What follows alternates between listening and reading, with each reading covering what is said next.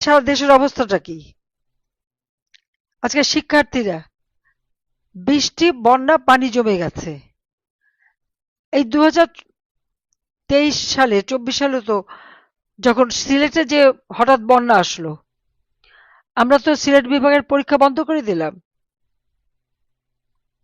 অন্য জায়গায় পরীক্ষা হয়ে গেল, সিলেটের পরীক্ষাটা আমরা পরে নিলাম। যখন এখানে বন্যায় এই অবস্থা, পরীক্ষাটা বন্ধ করে দিলে কি ক্ষতি হতো?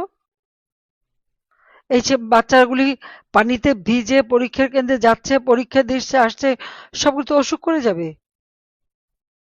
আর এই সময় তো অসুখ বিসুখ হয়, কোথাও পানিতে তারপর পড়ে যেতে পারে, ইলেকট্রিকিউট হতে পারে, সেসব চিন্তা নাই। উল্টো এক শিক্ষামন্ত্রী তাদেরকে বলে দিল তারা ফার্মের মুরগি। ছি, এটা অসভ্যতা ছাড়া আর কিছুই না। এই ধরনের কথা বলতে পারে?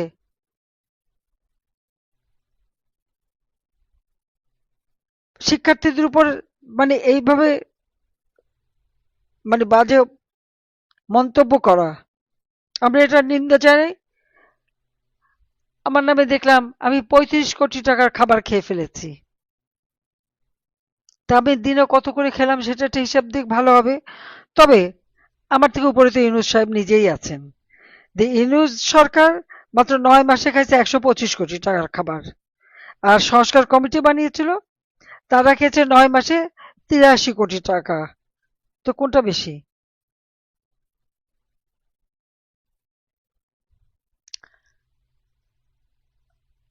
মিথ্যা অপপ্রচার এখনো ইউনূসের সেই কারখানা ইউনূস সেন্টারে চলছে। আজকে একদিকে বাংলাদেশের অর্থনৈতিক চরম দুরবস্থা, জিনিসের দাম বেশি, বন্যায় মানুষ হাবুডুবু খায়, তাদের উদ্ধার করে না, তাদেরকে রিলিফ দেয় না। আমি নির্দেশ দিয়েছি আমাদের ছাত্রলীগ, স্বেচ্ছাসেবক লীগ, যুবলীগ, আওয়ামী লীগের নেতা কর্মী, এমনকি আমাদের মহিলা আওয়ামী লীগ, তারা পর্যন্ত পানি ভেঙে যেয়ে রিলিফের মানে বন্যাত মানুষকে সাহায্য দিচ্ছে। বাঁশখালীতে ছাত্রলীগ 250 ব্যাগ খাবার নিয়ে গেছে, তাদেরকে দিতে দেবে না, তাদেরকে ফেরত পাঠিয়ে দিয়েছে। এইরকম মানে নিজেরা করবে না। আর আওয়ামী লীগ তো সবসময় মানুষের পাশে আছে, আওয়ামী লীগ তো সবসময় পাশে থাকে। যে কোনো দুর্যোগ দুর্বিপাকে আওয়ামী লীগ সবসময় জনগণের পাশে থাকে এবং জনগণের পাশে থাকবে। এই 16 জুলাই 2007 সালে আমাকে গ্রেপ্তার করেছিল, কারণ আমি যখন বিদেশে আমাকে আসতে দেবে না, সেই ক্যাটার গভর্নমেন্ট আমাকে আসতে দেবে না, বাধা দিল। সমস্ত এয়ারলাইন্সকে চিঠি দিল আমাকে নিয়ে যেন তারা ঢাকায় ল্যান্ড না করে। ওয়াশিংটন থেকে যখন আসতে গেছে আমাকে বাধা দিয়েছে। আমি অনেক ঝগড়াঝাটি করে লন্ডন পর্যন্ত আসলাম, লন্ডনে তো আমাকে উঠতেই দিল না তখন প্লেনে। হ্যাঁ, আমি তারপরে জোর করেই আমি এসেছি। আমি ধন্যবাদ জানাই, সেই সময় আমার সাথে আমাদের প্রবাসী অনেক নেতাকর্মী চলে এসেছিল বাংলাদেশে। আজকে এই শত প্রতিকূল মধ্যেও জনগণ আমাদের পাশে আছে। আজকে গোপালগঞ্জে যেভাবে আবার বৃদ্ধ বনিতা, নারী, পুরুষ, শিশু, তারা পর্যন্ত নেমে গিয়েছিল যখন জাতির পিতা বঙ্গবন্ধুর সম্পর্কে এরা বাজে কথা বলেছিল, অপমানজনক কথা বলেছিল। গোপালগঞ্জের মানুষরা সহ্য করবে, তারা ভাবলো কি করে? সমস্ত মানুষ নেমে পড়েছিল। তারপরে তাদের উপরে গুলি, প্রায় 300-400 আহত, কয়েকজন অবস্থা খুবই খারাপ, এখনো তাদের সুস্থ হতে পারেনি এরকম অনেক। যখন গোপালগঞ্জে হাসপাতালে নিয়ে গেল তাদের চিকিৎসা দেবে না, ঢাকা মেডিকেল কলেজে নিয়ে এসছে, সেখানেও ঠিকমতো চিকিৎসা দিচ্ছিল না। রমজান তো বেঁচে যেত তাকে যদি সে সময় ঠিকমতো ব্লাড দেওয়া হতো। অনেক চেষ্টা করেছে আমাকে বাঁচাতে, কিন্তু পারলাম না, সেটাই সবথেকে কষ্ট লাগে। আমি গোপালগঞ্জবাসী, টুঙ্গিপাড়া, গোপালগঞ্জ, আমাদের কোটালীপাড়া, কাশিয়ানী, মকসেদপুর, গোটা গোপালগঞ্জ জেলার মানুষ সব এক হয়েছিল।